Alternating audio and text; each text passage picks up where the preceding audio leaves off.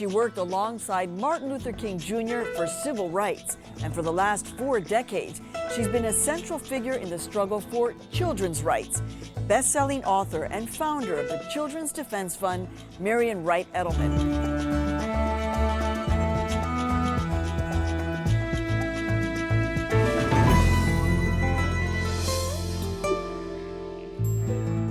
Well, that's the interesting thing, this notion that, you talk about being really appreciative of being born in that moment in history, which is very different than this moment in history.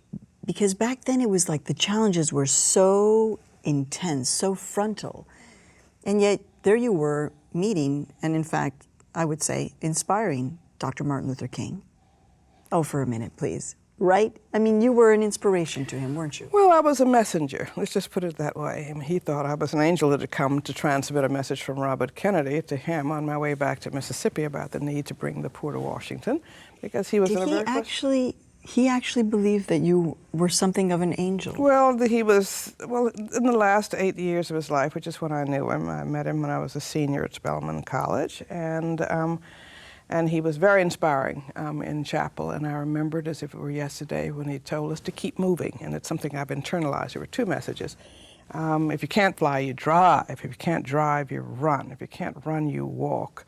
If you can't walk, you crawl, but you keep moving. And the second message, which I had written in my diary after hearing him, was that you don't have to see the whole stairway. Take the first step in faith and let God do the rest. And he was the first adult, famous adult that I got to know who wasn't afraid to say he didn't know what his next step was going to be. He was often very depressed at the end. Life got very complicated.